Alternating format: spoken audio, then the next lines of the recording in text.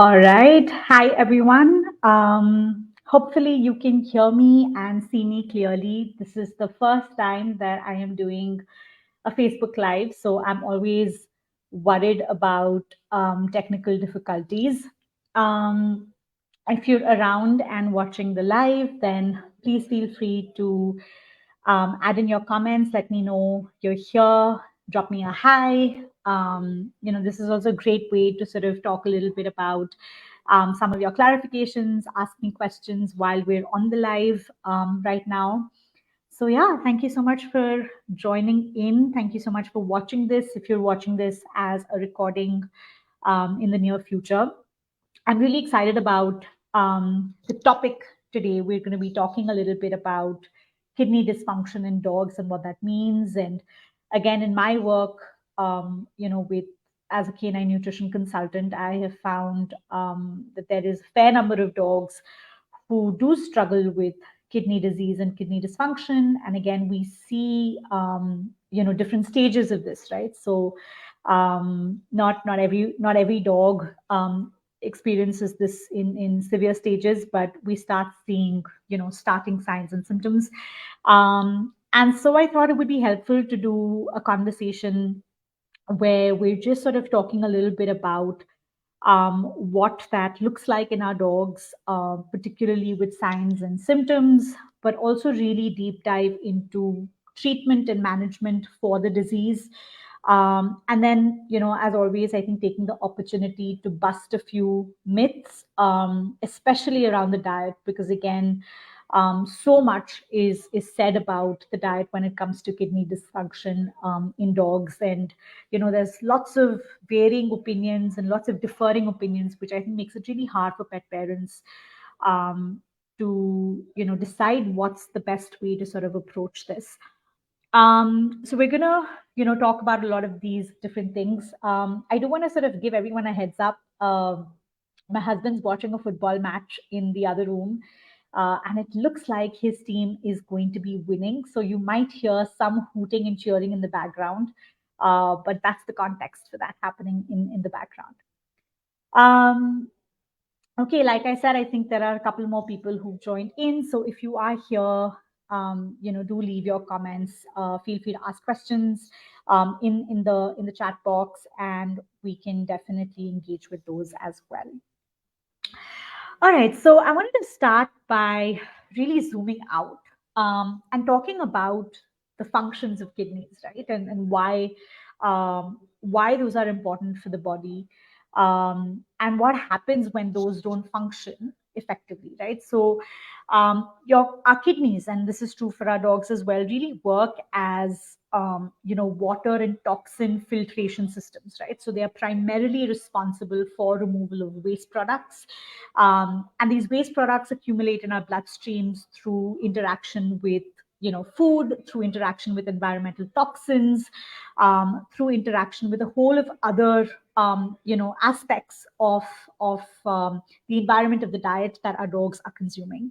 And so the kidneys take on this work and responsibility of really filtering things out, and almost purifying whatever is left in the body.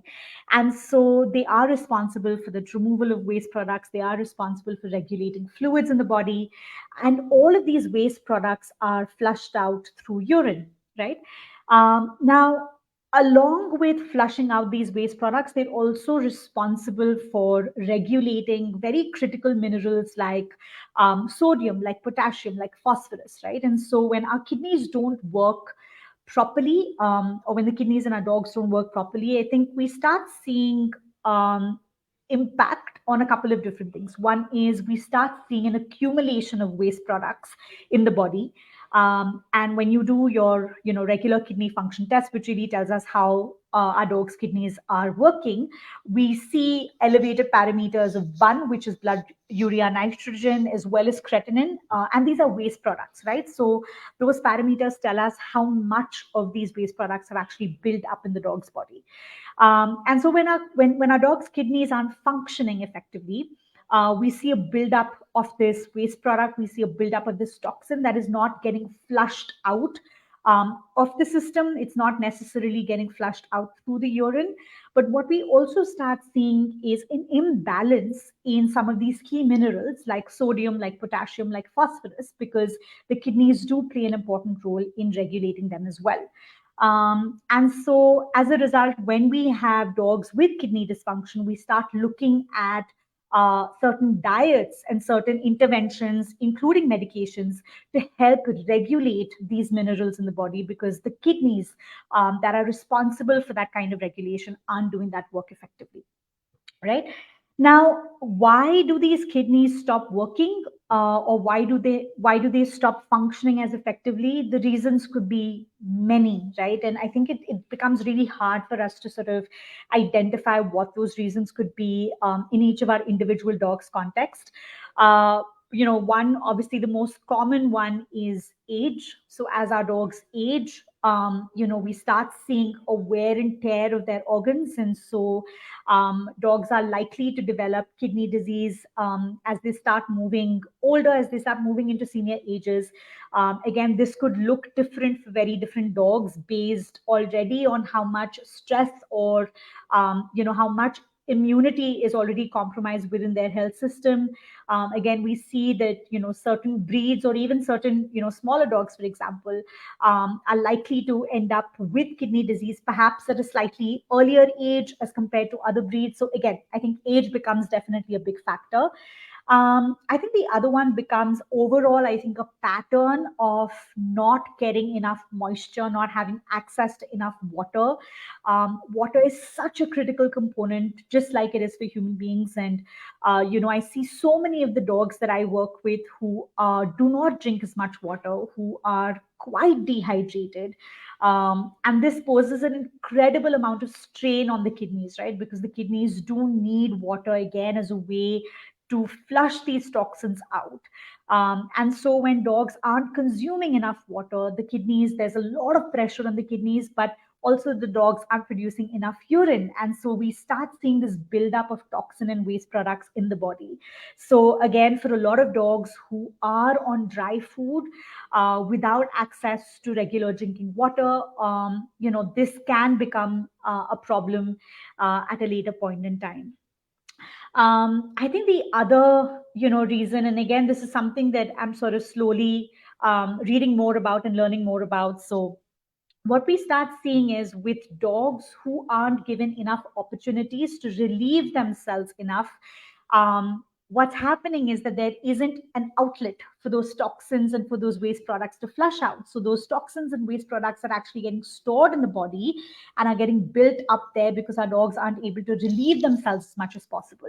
And so all of that also starts straining the kidneys significantly. And so I think, an offshoot topic, of course, where I see a lot of potential for us to chat more, is just giving our dogs as much opportunity as possible to relieve themselves. Again, that buildup of toxins that and there are different levels to this, right? One is obviously what's happening at a physiological level, which is we're seeing this the waste products and these toxins sort of stay in the body when actually they just need to come out, right? Or they're not coming out as frequently or in the volume that the body needs to sort of remove them and dispel them, because our dogs aren't getting enough opportunities to relieve themselves. But holding urine is also extremely stressful, and that causes a host of other issues. And so we start moving into this vicious cycle just by one opportunity getting missed for our dogs. And just like human beings, human beings pee anywhere between 6 to 8 times, sometimes even more during the day, depending upon the amount of fluid that they are consuming, depending on their emotional states. For our dogs, it's no different at all, right? And so I think restricting them to just peeing 2 times or 3 times a day can be extremely detrimental, not just to their physiological health, but also their overall emotional and behavioral health as well. So again, that could be another reason for the kidneys taking on this toll and this extra burden, and then as a result not being able to sort of function effectively. um, Of course, genetics plays an important role. It's very much possible that, and again, genetics in the sense of, not really as so much as like passing on a disease from one dog to the other, but there is a genetic component of that, right? And again, we see, when we start talking about what gets passed on genetically, again, it's such a big, big topic, because what we see is also the role of epigenetics, right? How the environment shapes the genetic environment in a dog. And so, what happens for the mother dog at the time of pregnancy, at the time of giving birth, during lactation, all of those things can impact functioning of organs in very, very different ways. And so there is that genetic component. And again, my learning around this is fairly new, so I'm not gonna deep dive too much into it. But there is that component for sure. I think the other one is, just exposure to toxins, right? And again, our dogs and even us for that matter, right? We're exposed to so many toxic substances and chemicals in our environment from, not just the pollution outside, but even things like the kind of floor cleaners we use, the kind of, essential oils we use, the kind of incense we use around the house. All of these things make such a huge difference, right? And we're all consuming them, and our systems are getting impacted by it, and that's true for even our dogs, right? And so if there is this buildup of toxin, and so if the amount of toxin that's getting created in our body is much more than what the kidneys are able to filter out, then we see that residual buildup of toxins, and that's just placing more and more burden on the kidneys to filter out these large volumes of toxins and waste products. And then another reason why our dogs could essentially experience, kidney diseases is when they are subjected to certain kinds of prescriptions, or they are struggling with a certain disease that greatly impacts the functioning of their kidneys. And so, for example, we see that, with certain strains of tick fever, and again, this is my experience with my own dog, but also a few other dogs that I have worked with. E. canis, for example, which is a strain of tick fever, does significantly impact kidney functioning.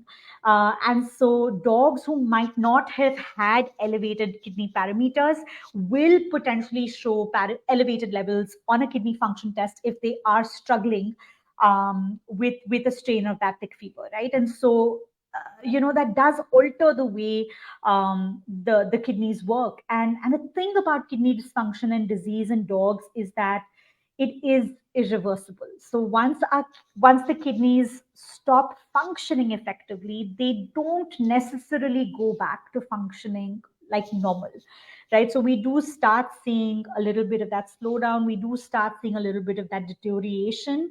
And so a lot of the effort, both in terms of dietary support, but as well as medical support, really moves towards maintenance and really slowing down that deterioration as much as possible, right? And so, if your dog is showing elevated kidney parameters and they have been diagnosed with kidney dysfunction, and again, we see different stages, right? And I'm going to talk a little bit about that diagnosis as well. We see stage 1, stage 2, stage 3, stage 4. And stage 4, again, the most severe stage 4 sort of starts moving to renal failure. But between stages 1 and 4, even for that matter, with the right maintenance, right? With the right maintenance, with timely interventions, dogs do end up living very, very long, right? So it's not necessarily fatal, but it is something for us to be obviously very cognizant of, right? And so, like I said, other diseases could impact kidney levels significantly. We see that even in cases where dogs are extremely diabetic. And so that could impact the functioning of kidneys as well. So again, I think it becomes important that when we look at our dogs, and I'm going to get into signs and symptoms of kidney disease in just a little bit, but when we do see some of those elevated parameters, while it can be helpful to do multiple tests to identify whether the elevated kidney levels are a secondary are a secondary cause or are they the primary cause? I think that can be helpful, but in some cases, it's just very, very hard to identify that.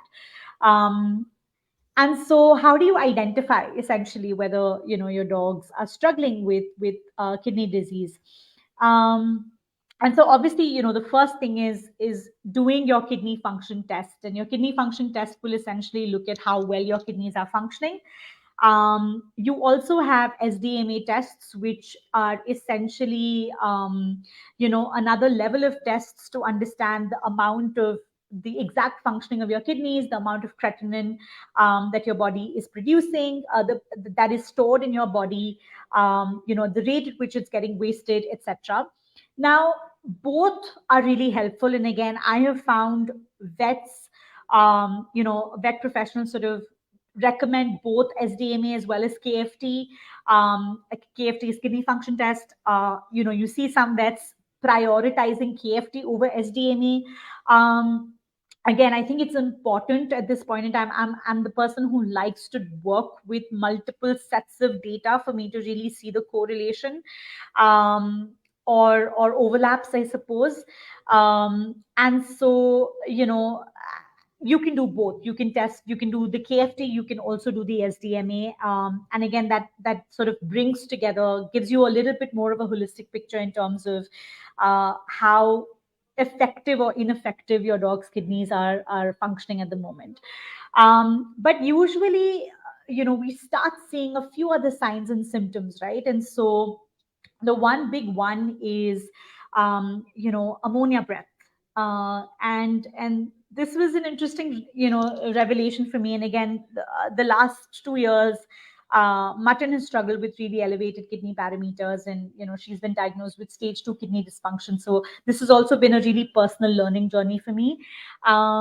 So in dogs who are struggling with kidney disease or who have extremely elevated parameters, their breath is likely to smell like ammonia, and so that's a quick sign, to know that they are struggling with poor kidney functioning. And so if you recognize that in your dogs, if you feel like their breath is really off, definitely go get their kidneys tested, do the kidney function test, and get a sense of what their parameters look like.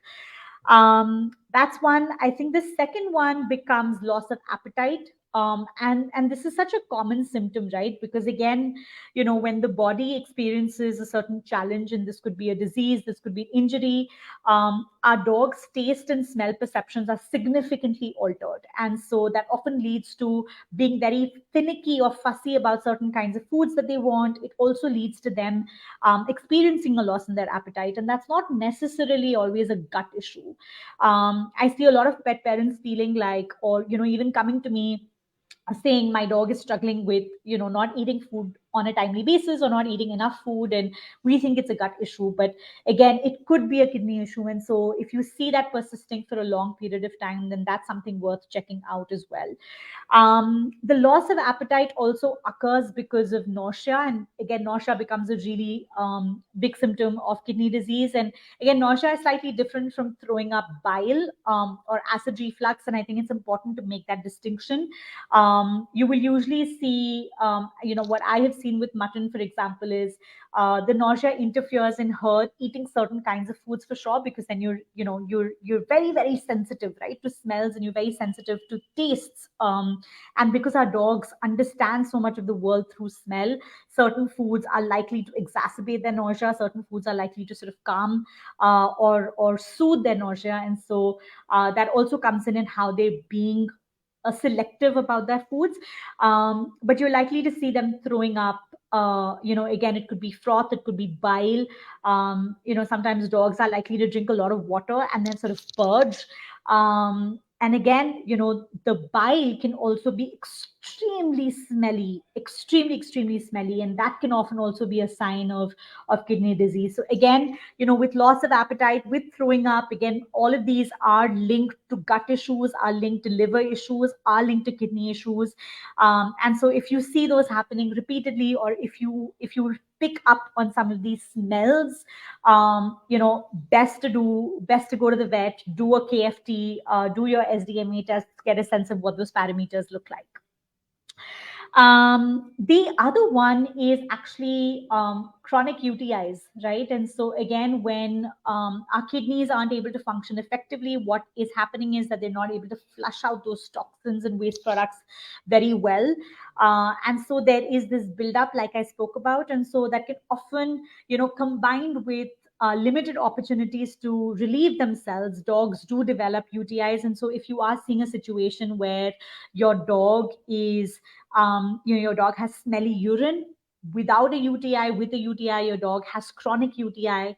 Then again, it's important to look at those kidney parameters as well, to see whether those parameters are elevated or not in your dog's case.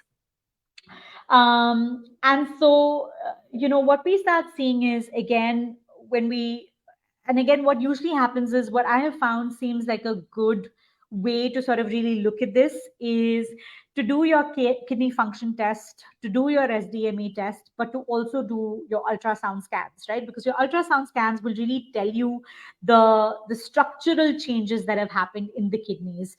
And that's important because often, your parameters could be elevated, but um, because of a certain period of stress that the dog might be experiencing, but those may not always reflect the structural changes that have happened, right? And so it's important to sort of look at all of this together, to say that, okay, we're seeing elevated parameters, but it seems like there haven't been too many structural changes, or the structural changes seem age appropriate, or don't seem age appropriate, and that will also determine the treatment and plan for your specific dog. So I do recommend at all points in time that we do the kidney function test, but we also do your ultrasound scans, and sort of put everything together again, have those multiple sets of data to really get a sense of the severity, not just the severity of your dog's kidney dysfunction, but also, what exactly should the treatment plan for your dog be? Because again, it's not enough to say, it's not enough to say that your dog has kidney disease. For each individual dog, that looks so different, because of some of these parameters as well, right? And so that's important to look at. I think the other thing that I do want to highlight is, often I also get pet parents who will come in, showing me their test reports, and they will find that their dogs have elevated bun levels. And again, like I said, that's your blood urea nitrogen, which is also an indicator of the amount of waste that is in the body. um, uh, and again, it's not significant, right? It's probably like a couple of points higher than the higher end of the normal range.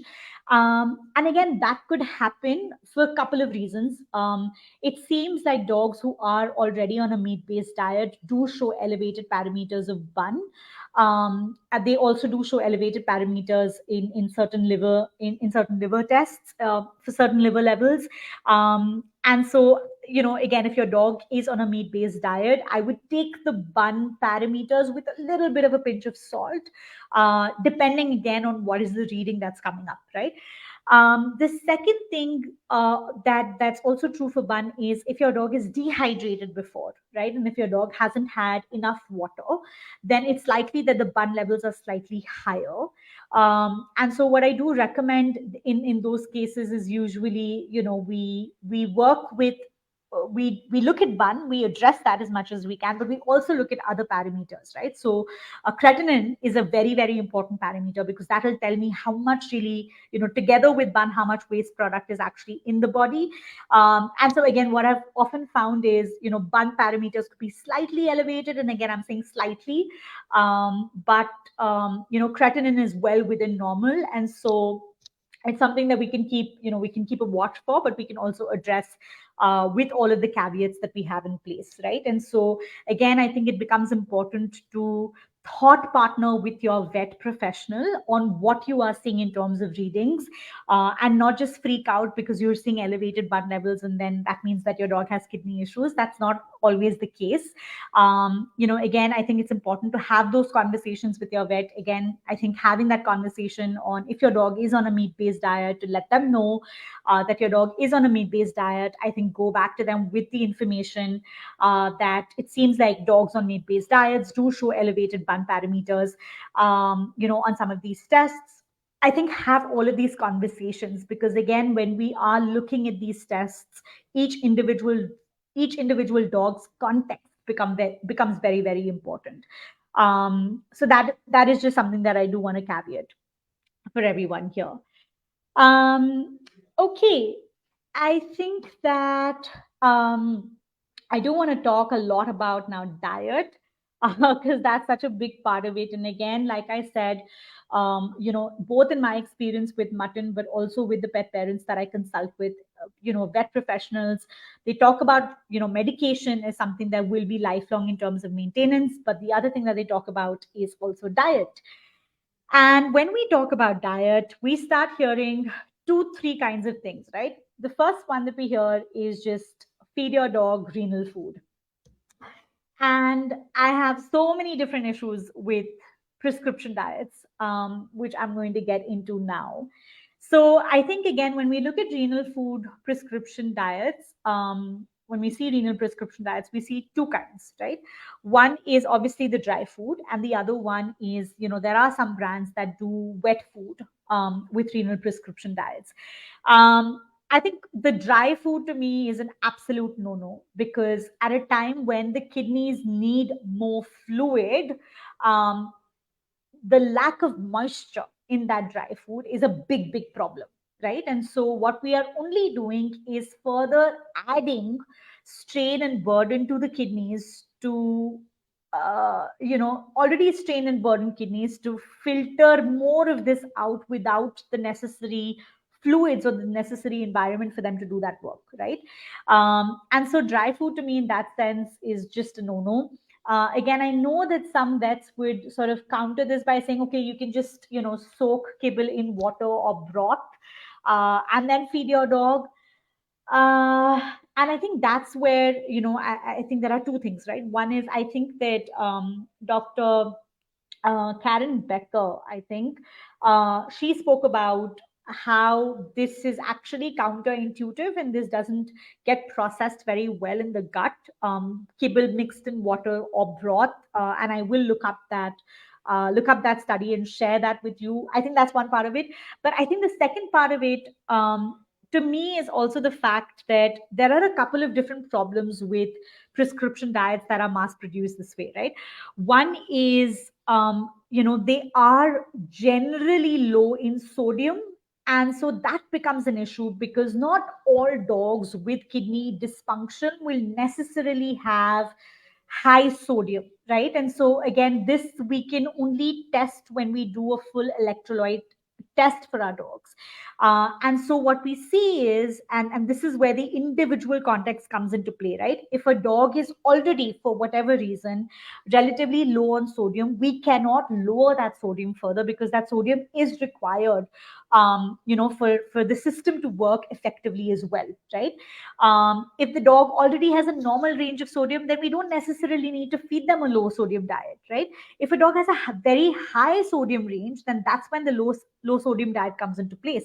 And so we start seeing these individual contexts and differences, which becomes very, very important. And so what I see with prescription diets is that they're a one size fits all, which just doesn't work, because again, every disease shows up very, very differently for our dogs, and that's true for even kidney dysfunction, right? So again, it becomes important to look at those multiple sets of data. It becomes important to look at your KFT levels, to look at your dog's symptoms, right? To look at your dog's signs, to look at these electrolyte tests, and then sort of identify what is a diet that would work for your dog during this period. Because again, remember, with kidney dysfunction, something that I do recommend, especially if your dog is going through this spell of loss of appetite, nausea, constantly throwing up, I do recommend that once you start therapy, and I'm using therapy as a way to talk about diet, to talk about medication, to also talk about fluid therapy, which I will just speak about in a bit.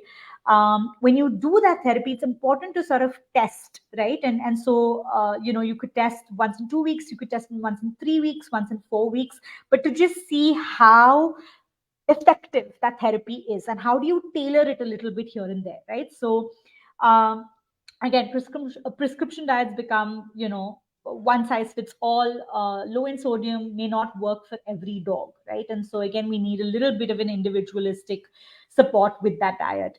I think the second one is that, again, a lot of them are extremely high in carbohydrate content.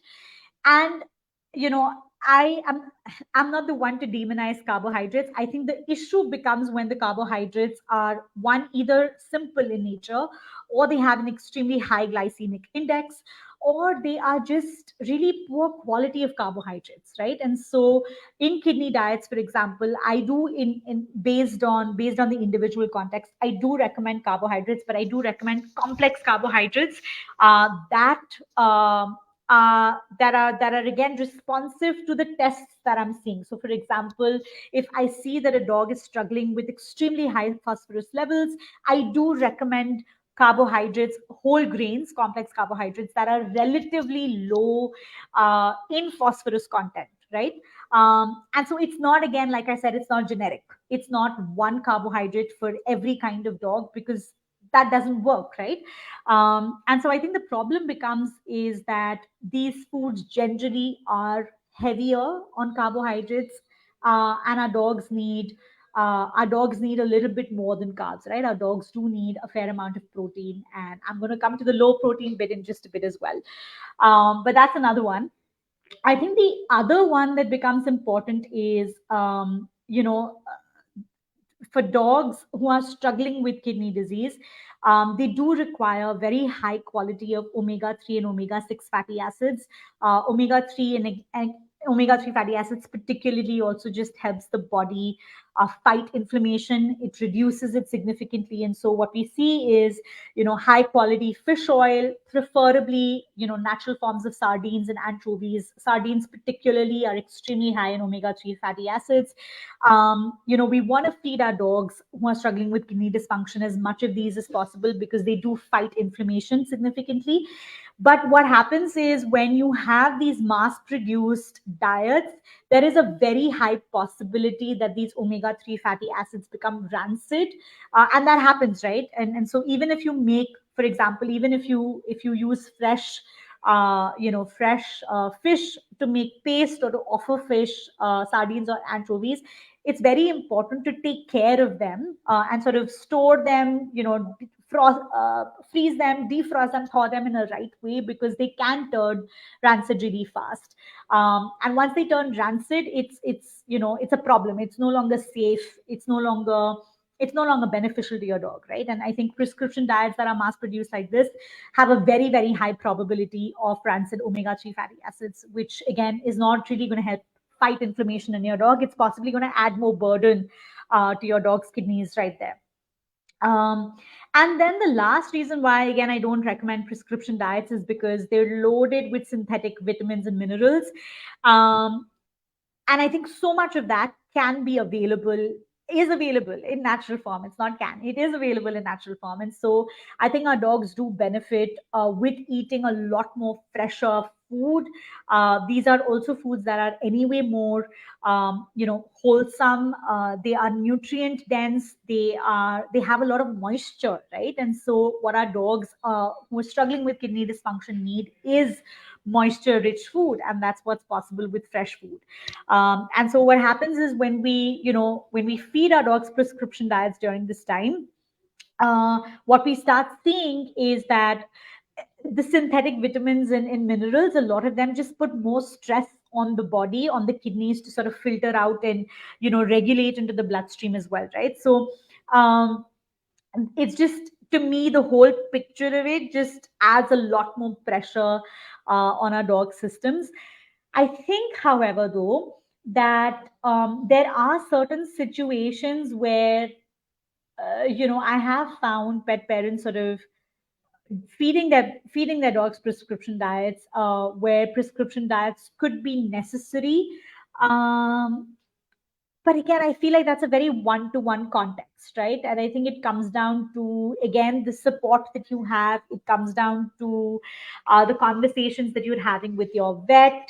um, how supportive your vet is through this. I feel like that's something that we don't talk enough about. I feel like having a vet who understands and appreciates your philosophy around diet is so so so critical, because almost every other vet professional will recommend kibble or prescription diets like these. And if you are somebody who wants to feed your dogs fresh food, it becomes so so so important to find a vet professional who appreciates that and works with you in collaboration. So what I have done, for a lot of my clients is, when they felt really pushed into a corner by their vets on feeding prescription diets, I have actually said, I'm going to look at the ingredients of that prescription diet, and I'm going to make sure that my fresh food diet matches that as much as possible, and takes care of all of these different deficiencies. And that has worked, in the case of some of my clients. So again, this becomes an ingredient conversation, as opposed to, is it dry food or wet food, or dry versus fresh, etc. So I think that's again something that could be really helpful as well. But I feel like these are just ongoing conversations to have with your vet, as you are discussing treatment options, as you are discussing maintenance options, for your dog.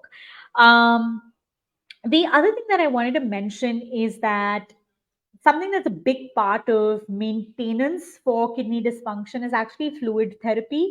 And so fluids are administered, either intravenously or subcutaneously. Um, and again, the purpose of this is essentially because our dogs, for whatever reason, they don't have enough fluid in their body to flush out the toxins, right? And so the idea is that you provide them those fluids intravenously or subcutaneously, so that the body has enough of that fluid environment to flush out those toxins. And so, depending on your dog's kidney parameters, dogs could potentially receive fluids twice a day, could receive fluids once a day, could receive fluids a couple of times a week. It is part of their overall maintenance in the long term as well. And so subcutaneously works really well because you could actually do it at home. Honestly, I cannot do needle work at all. So, the few times that I've had to do fluid therapy for my dog, I just took her to the vet. It was just something that I couldn't do. Even I couldn't even do it subcutaneously. And again, I know that for a lot of pet parents, that can be really hard as well. But that is something that is normal and is part of the maintenance process. And the reason why I'm talking about this is because I remember the first time when we had to administer fluid therapy to Mutton, because her kidney parameters were really elevated. I mean, I just totally and completely freaked out because no vet ever told me about it. I wasn't prepared for it. I just imagined that if I have to do this fluid therapy, then it's like this means that this is a really really serious situation, and it was just really hard. I think emotionally, I think watching that entire process unfold. And so I just wanted to share that it is a routine part. It is an important part of maintenance. And I think what could be helpful is to potentially discuss with your vet what a fluid therapy protocol could look like. So especially if you have a dog who is already immunocompromised, is struggling with kidney dysfunction, I think a conversation to potentially have with your vet, is to discuss, one, how frequently would you want to sort of retest, their do the kidney function test, retest the electrolytes, and based on that determine whether or not they need fluid therapy.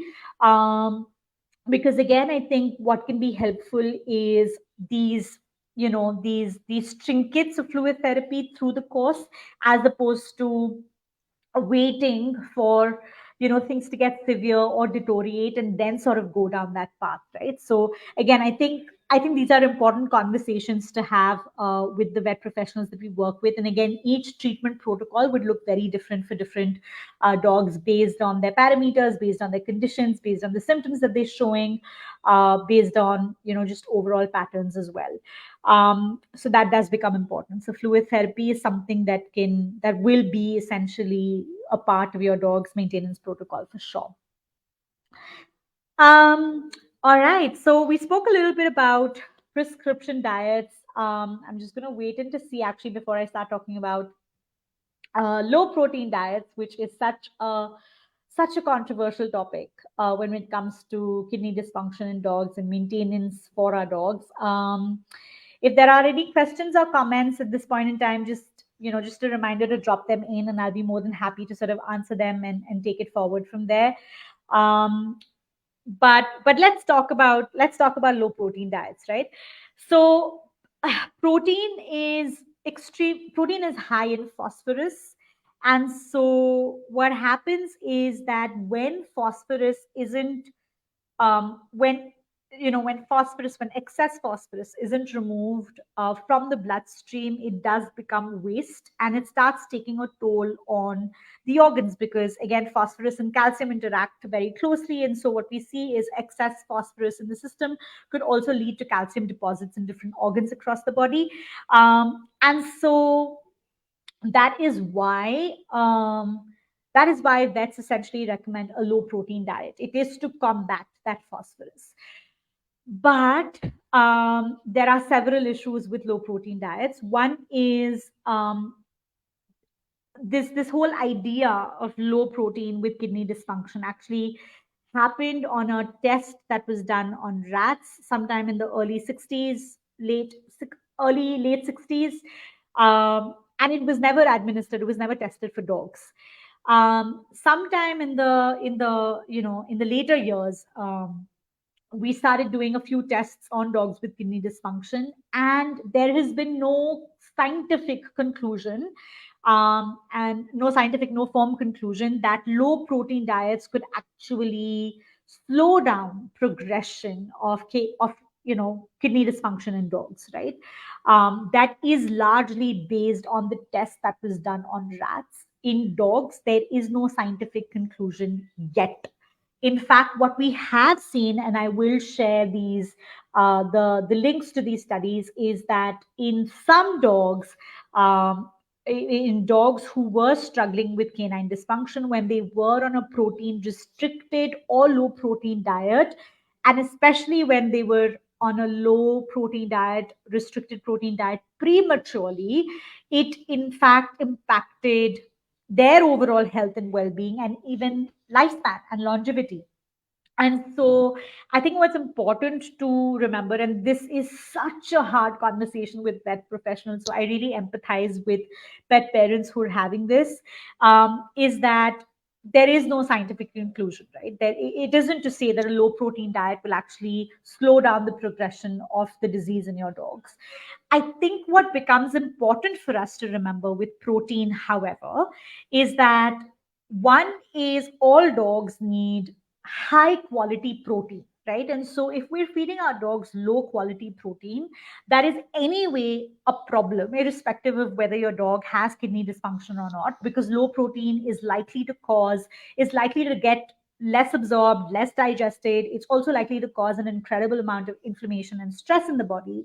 That is likely to cause a buildup of waste toxins in the body as well, right? So I think one is our dogs do need high quality protein. And so when we talk about high quality protein, I am largely referring to animal protein, because that is the most bioavailable form of protein. And so that becomes important for sure. I think the other one to remember is that even within protein types, we see proteins of various phosphorus content. So, for example, sardines are great for omega-3 fatty acids, but they're also extremely high in their phosphorus content.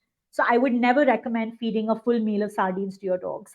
I would use it only as a supplement to supplement omega 3 fatty acids. But for example, we see that wild duck or even dark chicken for that matter is relatively low in phosphorus content. And so, if your dog has high phosphorus levels, if your dog has high elevated parameters, those could be some options that you explore, right? So, it's about identifying the protein that is appropriate for your dog, even when they are struggling with kidney dysfunction. And again, this can be a conversation that you can have with your vet professional. This can be a conversation that you can have with your canine nutritionist. This can be a conversation that you have with your integrative vet, if you have access to a holistic vet. But again, I would be very, very careful of moving into a low protein diet, because again, dogs do need protein to thrive, right? And this becomes again a big problem when we deal with dogs who are senior and who are struggling with kidney dysfunction, because as our dogs grow older, their protein requirements actually do increase, they do not decrease. And we see that because as our dogs start growing older, they do start losing muscle mass, for one, right? And so protein does help with that. And so I think what becomes important again is to remember that low protein is never really the answer. It's about identifying the right kind of protein that works for your dogs. And again, I think this is an evolving conversation, right? As dogs experience transitions, and as dogs grow older and move forward with that, with the dysfunction, I think it becomes important for us to sort of just think a little bit about that. So again, if you are in a situation where you are currently, struggling with your vet, to have this conversation, I think sharing those studies could be helpful if that's something that they're open to. Definitely talking to a consultant would be extremely helpful, because again, I think this does require a certain kind of formulation. Um, so I think that becomes important as well. I think this is the time when we can balance protein with complex carbohydrates that are low in glycemic, that have a low glycemic index, that aren't going to make, that are more easily digestible. I think that combination does exist, and so I wouldn't be scared of complex carbohydrates or whole grains. There are studies to show that, for example, complex carbohydrates, or grains like barley and even wheat semolina, interestingly, do alter certain parameters for kidney function, for the better. Some of those parameters included creatinine levels as well. And so those combinations do exist. I think it's about, again, like I said, it's about talking to a consultant. It's about speaking to your vet professionals and getting the right support and advice to be able to navigate through this, right? And again, I think what becomes important for us to remember is that diets take time to show effect and impact. They're not a magic bullet. And so it's not like you can add X thing in your food and the next day the levels are fine and the next day your dog comes back to being normal.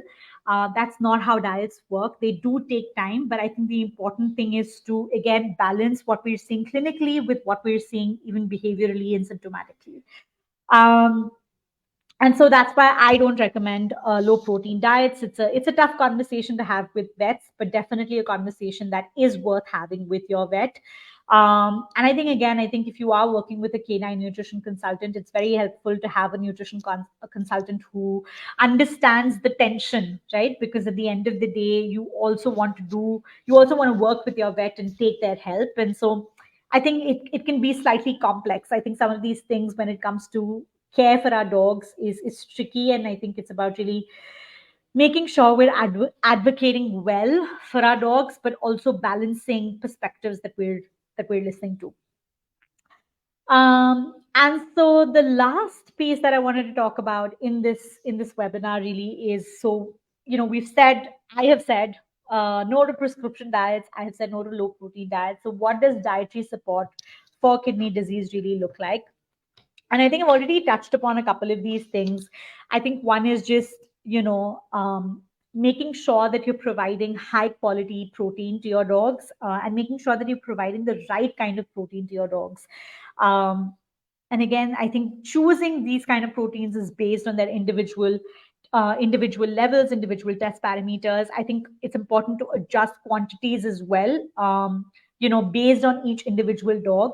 No two dogs with kidney dysfunction will have the same diet per se. They could have same ingredients, but the quantities and supplements, etc., would look very different because each dog will have very different physiological readings, right? So I think that's an important part for dietary support.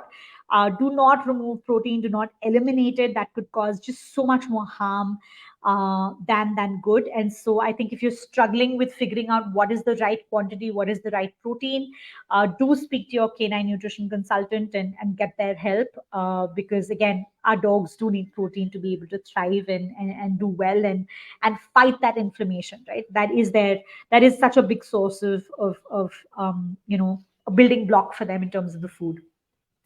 um, I think again, I wouldn't steer away very honestly, and I wouldn't be scared of whole grains or complex carbohydrates at all, because again, in some cases, for some dogs who also, by the way, could struggle with significant constipation as a result of kidney disease, I think finding the right kind of grain, finding the right kind of carbohydrate that could add that extra fiber, that could provide, that could help sort of lower some of the electrolyte levels that we see, could be really helpful.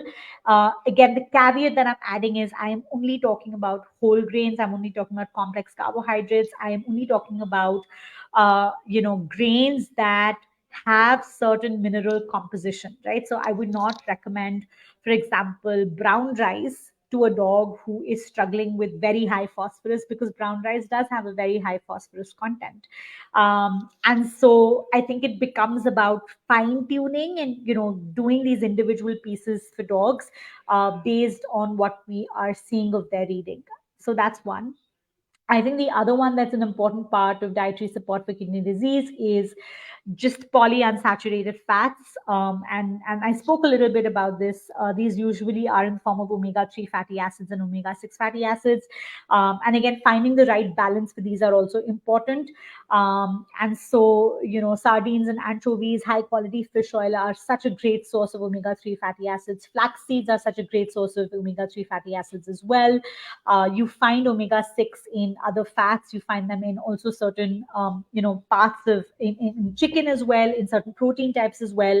And so I think just that right combination of the fats become very, very important, because they do fight that inflammation in the body, and they can slower the progress of the disease in dogs significantly.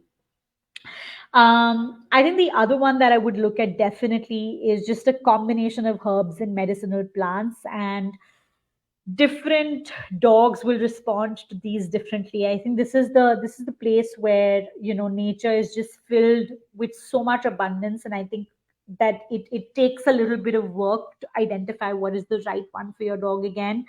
So some of the things that are coming to mind, for example, there are a ton of herbs in ayurveda that are recommended for kidney function, for kidney dysfunction as well.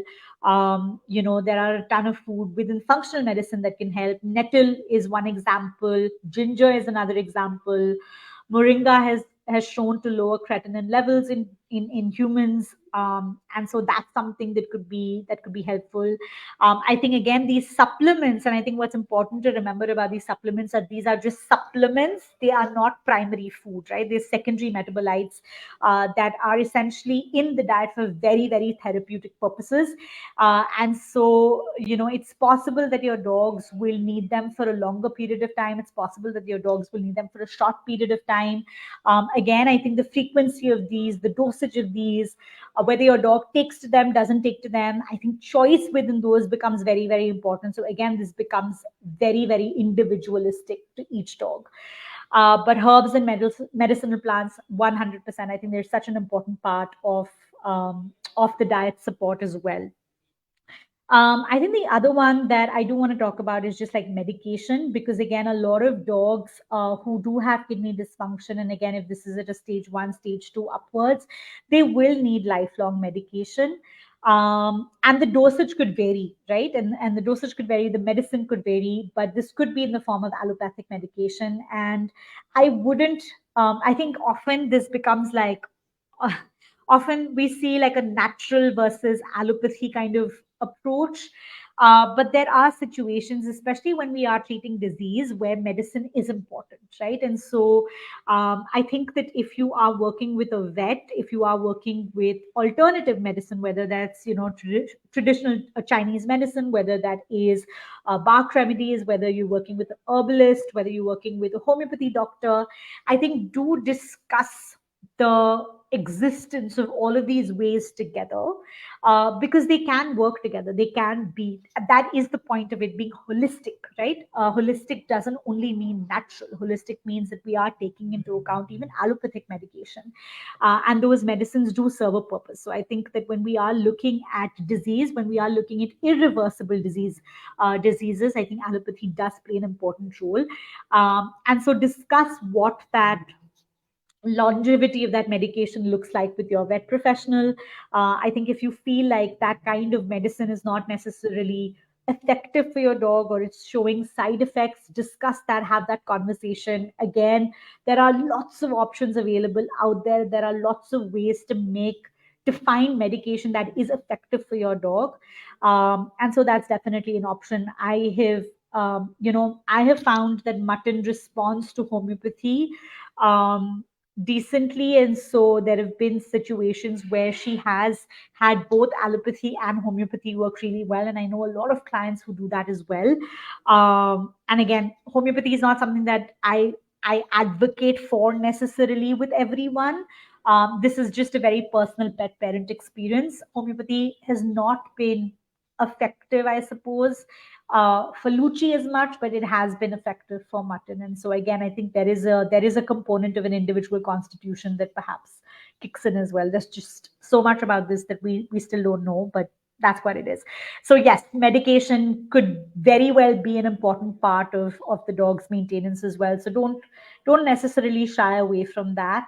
I think what's important to remember is, as long as you're not feeding medication that is based on steroids, it's not a chronic, it's not a consistent dose of antibiotics.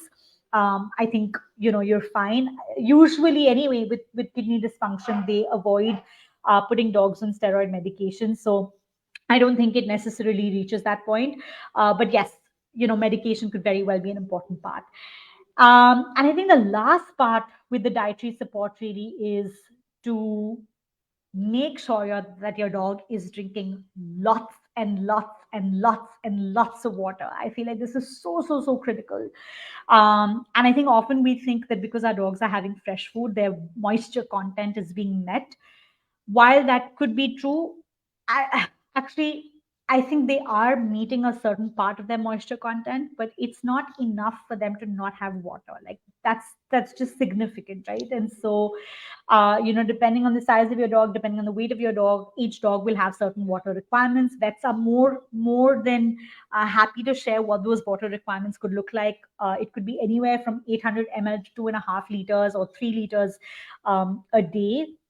But again, it is very specific to your individual dog. So important for them to have access to fresh filtered drinking water as much as possible. And I think with that, as they drink that water, as they consume that water, they have to have opportunity to freely relieve themselves as much as they need. Because remember, dogs with kidney dysfunction, the last thing you want them to do is hold on to that urine. Those toxins and waste products have to flush out as much as it needs to flush out. And so that would be a very, very critical part of the dietary support. All right, I was busy talking, and I definitely see a few comments. We have about 3 minutes. I can definitely look at some of these comments. Unfortunately, I think I'm just seeing Facebook user. So I'm just going to read them out. I used herbs when helping my own dog, Polly, who has kidney issues. Regular blood tests help you understand what's working as well. 100%. Absolutely. That is so, so, so critical. Again, usually I recommend For a healthy dog, I would say, every 6 months as your dogs grow older, twice a year. But if you have a dog who is struggling with kidney dysfunction, I would say once in 3 months, once in 4 months. Again, figure out what that protocol looks like, discuss it with your vet. That's such an important part of this conversation. Definitely should be working with vet, as it's very important to understand if any meds can be affected by remedies and can hinder if you don't know understand. 100%. Each dog, as each person, bodies work as individuals, so does medication remedies. Yes. Oh, it's Sandy. Okay, hi Sandy. So glad you're here. Yes, checking the urine pH level is one way to check how much hydration is needed. Absolutely. And this is really simple to do. You can check, your you can check your dog's urine pH level. You can check the water's pH level. You get pH strips. Those are really simple home ways to do it. That'll also tell us a lot about whether your dog is struggling with a UTI, not struggling with a UTI. And again, that becomes an important part of the process as well. So yes, absolutely, 100% echo with these comments. Just checking in if there is any other question, any other thought. Uh, all right. If not, hopefully this was helpful. Those of you who did tune in, thank you so much for tuning in and giving me company as I just rambled on for the last 59 minutes. Um, Hopefully this was helpful to those who are listening in. I do think there's a recording that'll come up, which I will share. And then if you have any questions, then you can feel free to sort of comment, share, reach out to me on email, reach out to me on my Instagram or Facebook channels, and I'll be more than happy to help you out. Thank you so much for being here this Saturday evening, my time here in India, and have a lovely weekend. Take care.